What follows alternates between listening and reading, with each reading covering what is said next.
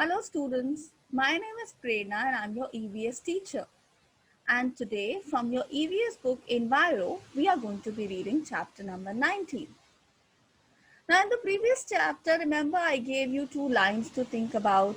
Water, water everywhere but not a drop to drink.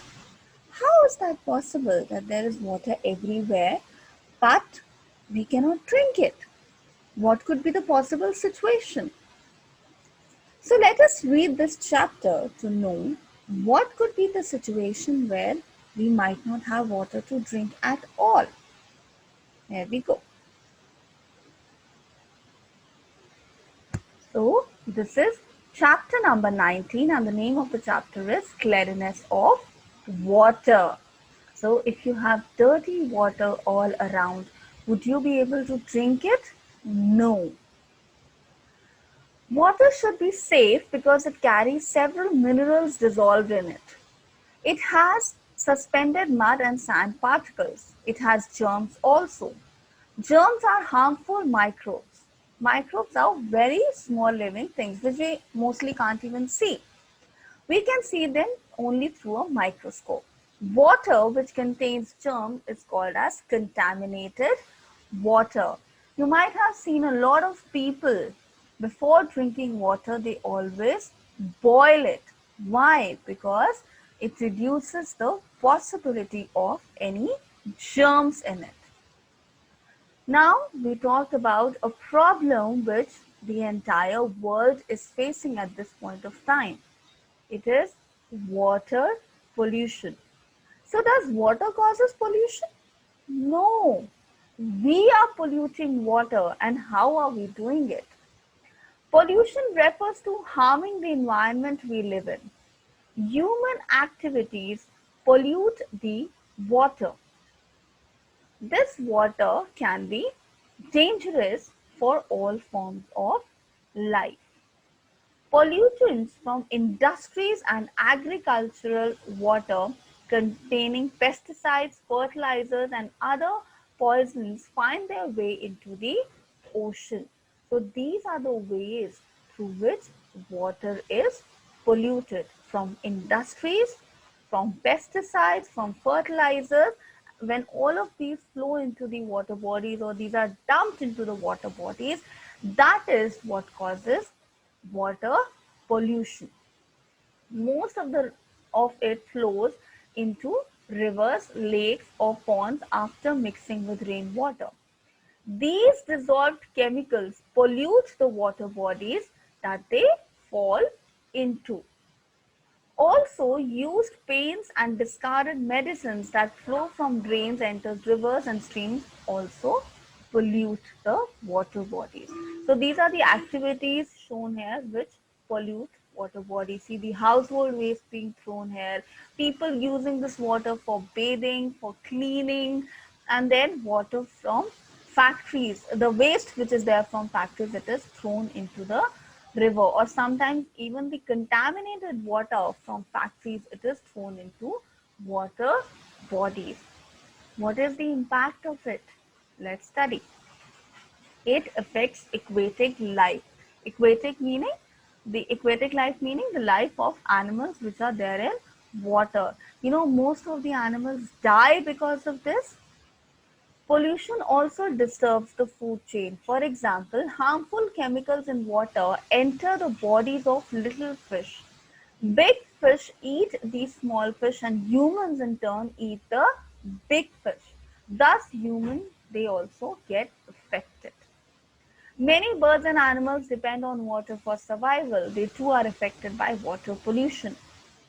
When oil leaks or spills in water, the oil coats the feathers of seabirds and fur of sea animals, closing their pores, and they drown or die as a result because that oil it gets stick to their body and it closes the pores and they drown and they die.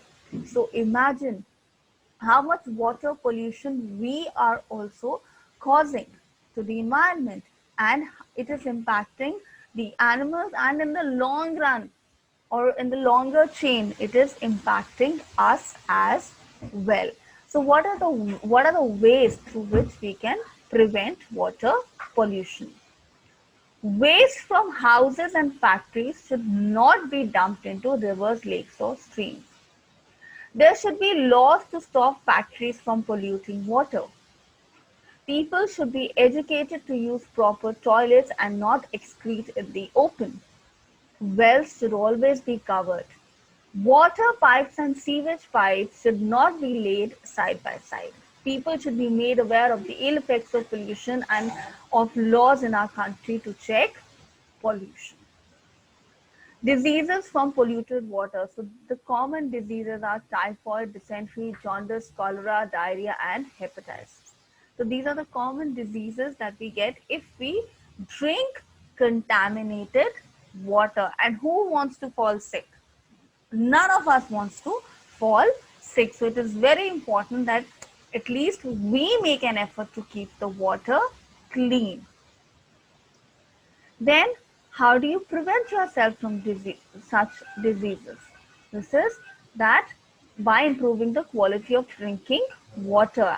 So you keep the source clean, you keep the tap clean, you prefer drinking boiled water, and you make sure that the vessel in which the water is stored, that is also cleaned properly. Then protecting food and water from flies at a household level. All right. Then you can also purify water. Then of course you can wash your hands regularly. This is very important. Using water supply systems properly and maintaining them well. So let's say you have a filter in your house. Make sure that proper maintenance and regular maintenance of the same is done. Not throwing waste into ponds and not even washing clothes in rivers or ponds. Water fit for drinking. Water that is fit for drinking is called as potable water. One should be very careful about drinking water. We should not drink water that is colored or has bad smell because bacteria and viruses can be present in it. The water should be cleaned or purified before drinking. Then we use water for domestic purpose. Domestic means household purpose. One simple method used at home for making water safe is boiling it. We've already discussed it. The water should be boiled for at least 15 minutes. This kills germs in water. We can also use modern purifiers. See, an image of water purifier is given here.